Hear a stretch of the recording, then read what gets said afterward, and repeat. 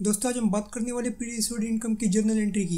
ये adjustment entries के series का पार्ट 4 है। इस वीडियो में जानेंगे कि प्री रिसीव्ड इनकम का मतलब और इसकी एंट्री टैली में कैसी होती है।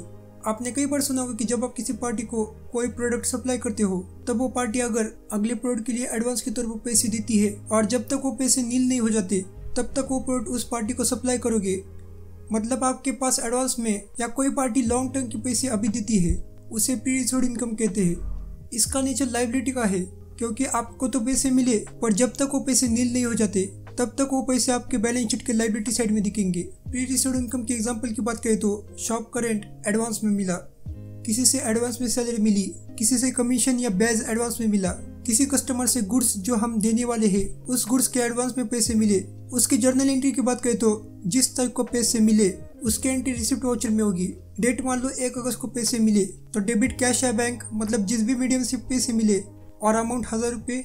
क्रेडिट प्री रिसीव्ड इनकम, क्योंकि प्री रिसीव्ड इनकम का नेचर करंट लायबिलिटी का है तो पर्सनल अकाउंट के रूल के अनुसार गिवर को क्रेडिट और रियल अकाउंट के रूल के अनुसार कैश या बैंक में पैसे आ रहे हैं तो उसे डेबिट करेंगे। अब एक बार बैलेंस शीट देख लेते हैं। आप देख सकते हो कि एग्जांपल के तौर पे हमारे पास कैपिटल 50,000 रुपये है और प्री रिसीव्ड इनकम 1000 रुपये जो हमारी चालू महीने की लायबिलिटी है। एसेट साइड को कैश 51,000 रुपये क्योंकि हमारे पास पहले से 50,000 रुपये थे, पर जब हम प्री रिसीव्ड इनकम की एंट्री करते हैं तब कैश 1000 रुपये बढ़कर 51,000 हो गई। तो मान लो 1 महीने बाद उस पार्टी को गुड्स बेच दिए या पार्टी ने एडवांस के तौर पर जो हमारे पास पैसे रखे थे वो टाइम आने के बाद नील हो गए, या फिर आपके पास उस गुड्स का स्टॉक कम था तो आपने 500 रुपये की ही गुड्स बेच दिए। ये सारे केसेस में हमारी लायबिलिटी यानी प्री रिसीव्ड इनकम कम होगी और जो एक्चुअल इनकम है वो बढ़ेगी। जिस तारीख को पैसे मिलने थे या एडवांस के बदले गुड्स बेच दिए उसकी एंट्री जर्नल वाउचर में होगी। डेट मान लो 1 सितंबर तो debit pre received income amount 1000 रुपये और क्रेडिट इनकम, क्योंकि अभी तक वो इनकम हमें मिली नहीं थी तभी वो बैलेंस शीट की लायबिलिटी साइड थी तो लायबिलिटी कम करने के लिए उसे पर्सनल अकाउंट के रूल अनुसार डेबिट किया और जो एक्चुअल इनकम वाला अकाउंट है उसे नॉमिनल अकाउंट के रूल के अनुसार क्रेडिट किया।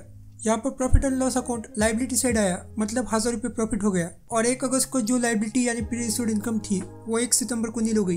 या कई बार ऐसा भी होता है कि वो पर्टिकुलर गुड्स जो पार्टी एडवांस पैसे देकर खरीद रही थी तब उन गुड्स का स्टॉक उनकी रिक्वायरमेंट से कम या आधा था और वो प्रोडक्ट उन पार्टी को दे दिए, तब उस एंट्री में अमाउंट चेंज होगी। मान लो 500 रुपये की ही गुड्स या सर्विस आपने बेच दिए पर एडवांस तो 1000 रुपये था तो अमाउंट में 500 रुपये टाइप और एंटर और कंट्रोल प्लस है। आप फिर से एक बार बैलेंस शीट देख लेते हैं।